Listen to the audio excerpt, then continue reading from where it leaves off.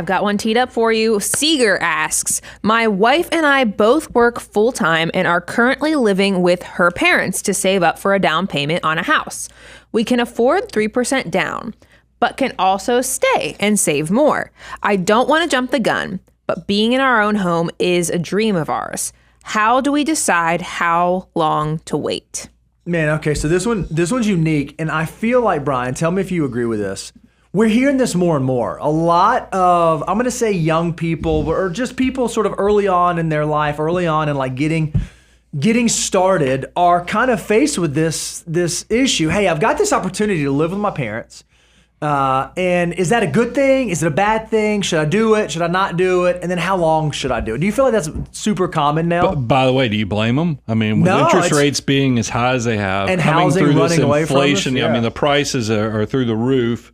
So I think that this is actually a creative kind of a financial hack to save some money, assuming you have a healthy relationship and this opportunity is out there. But I have to put a big but. This is one of those things where you guys have heard me talk about it because I love the math of money, but I also think about the mindset of things, and that you want to balance both of those items. And I want you to be able to save. That's the financial mutant in you that wants to save, get a little leg up on this whole housing situation that we have by living with relatives or people you care about. But when you recognize, because the research shows, Bo, that a third of young adults are living in this scenario, 18 to 34 years of age. So 1 out of 3 have gone back home or live with parents post-college. And 64% have said this is a very positive experience. Financially. But there was a slight uptick on those that described that the relationship had some issues, as well as their independence had issues. Sure. So just like I tell you, I want you to maximize your 20s. I want you to maximize your 30s, your 40s. Every decade, I want you to not have regret in the future. You just need to realize, when have you stayed too long that it starts jeopardizing or impacting the in-law relationship, your relationship with your spouse? Because what I find interesting is that Seeger is asking because he's the one living with the in-laws. And it sounds like he's happy. I mean, you could hit the tone, or maybe it was Reby had put that tone in there. But it seemed like Seeger, because I guess you could have read it a different way, like, I'm living with the in-laws. When do we need to move out? I think that's the guidance. And look, I don't mind sharing, Bo. I lived, after college, I had my roommates and I were all lined up.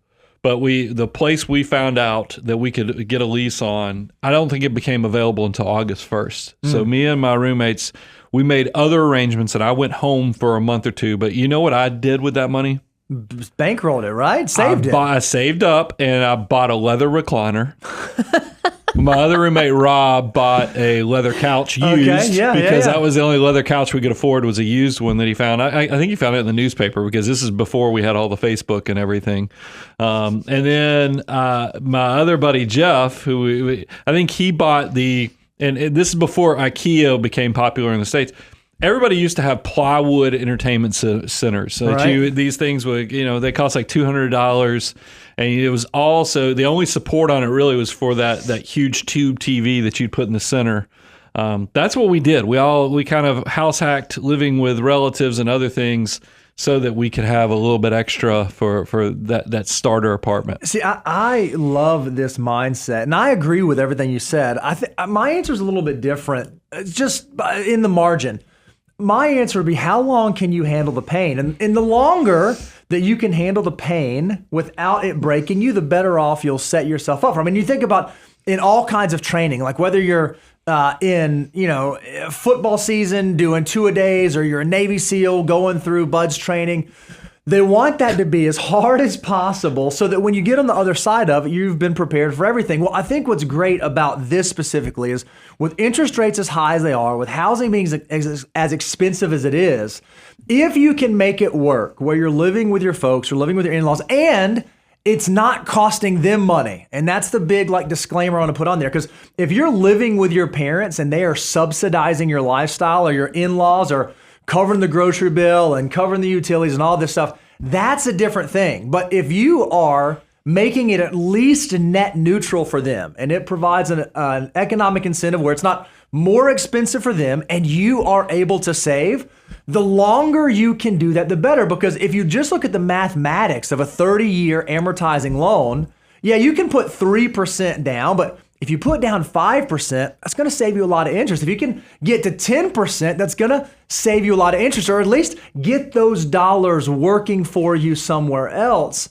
I think if it works and if it's comfortable and if it's not like disadvantaging your family and your relationship's not suffering and you can deal with it, this is one of those things I think that very likely your future self could look back and say, man, I'm glad I did that. Just make sure you dial up your EQ. If you start noticing that your spouse is having issues, or maybe your parents or your in-laws, depending upon which side of the family you're staying with, that there starts to be some resentment or some bristling of the hair, pay attention to that. And that's when you probably realize, because I tried to do it in the content meeting.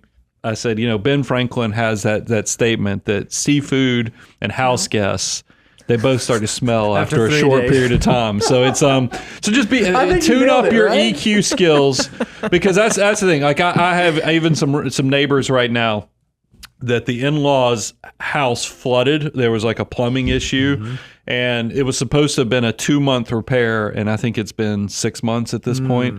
And you can, very healthy relationship, and I even think a lot of cultures embrace, and it's a healthy thing to have an extended family relationship because it helps out with the kids and so forth. But just know the limits of that, and maximize each decade of your life is the biggest takeaway. Love it.